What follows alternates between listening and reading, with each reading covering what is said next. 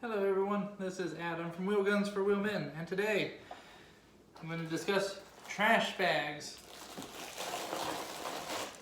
What we have here is a 39-gallon trash bag, Kroger brand, for lawn and leaf it says. Pretty durable. Pretty loud too. Louder than me probably.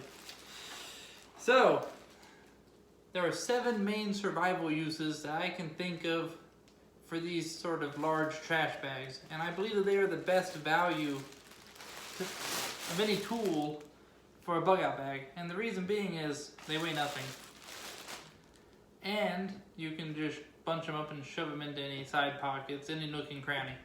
But really, they add no weight, they don't take up much space, and yet they are very, very useful for a number of reasons.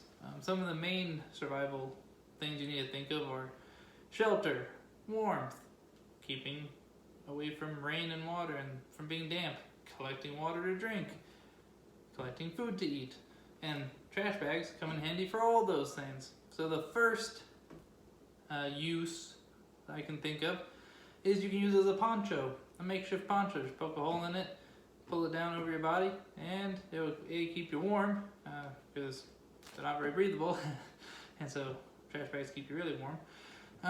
And 2, of course, they are going to protect you from the water, and so help keep you dry. Might not be 100% perfect, but if you have a hat or something to use as the hood, since it won't have a hood like a real poncho, you should be able to keep pretty dry unless it's just a torrential downpour, in which case you're kind of screwed. 2, you can use it as a sleeping bag of sorts. It will keep you warm. Again, it's not breathable. You just step into it and pull it up. Keep the bottom half of you warm at least. Can't get your arms down in there. You can also use 2 of them if need be, one from the top, one from the bottom. But in a pinch, it will keep you warm, or you might freeze to death. And so it might give you a little bit better shot at survival. And again, it weighs nothing, so there's no reason not to bring like a dozen with you in your bug out bag. The third thing I can think of is more comfort, but also a little bit for keeping warm, especially if you don't have a tent. If you're sleeping under a tarp sort of contraption that you've set up to keep rain or anything off of you. So if you set up a tarp and you're sleeping under the tarp but just on the ground itself, you might want, in the apocalypse, to have a little bit of comfort and not sleep on the hard ground with rocks and stuff. And so you fill 2 or 3 of these up with leaves and other sorts of tall grass, things that would be soft. You don't want like sticks and stones in there, clearly. But you fill it with leaves and grass and softish things, and it will create a thin pad, like a yoga mat almost, which will elevate you off the ground if you have just a sleeping bag with you, or if you have nothing but a blanket or a couple more trash bags. It will keep you off the cold ground if it's cold outside, and it will just also provide a little bit of extra padding. Not much, but it might be just a little bit nicer. So that's the third sort of use for it. Fourth, also involved in the camping sort of scenario, and for sleeping, you might need to weigh down a tarp, or weigh down, or have something to tie your tent to that's heavy if there's high wind. And if you fill up a 39-gallon trash bag with sand, dirt, rocks, other debris that are heavy, especially sand and rocks, then you will be able to keep whatever it is you want from flying away.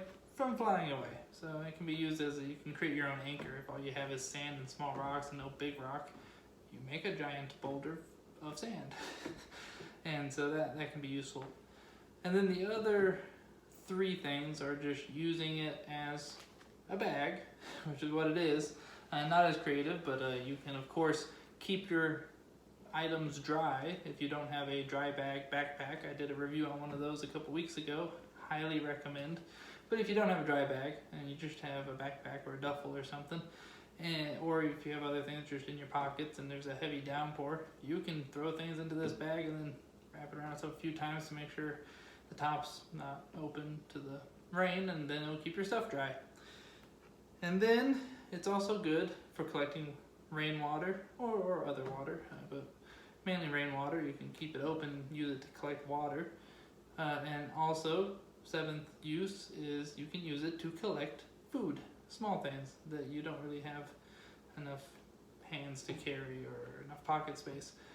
For instance, if you're going around collecting a couple different rabbits and squirrels or birds or whatever, you don't really want to just shove the carcasses into your pockets or your backpack, especially if they're bloody, depending on how you're killing them, trapping versus, shooting them.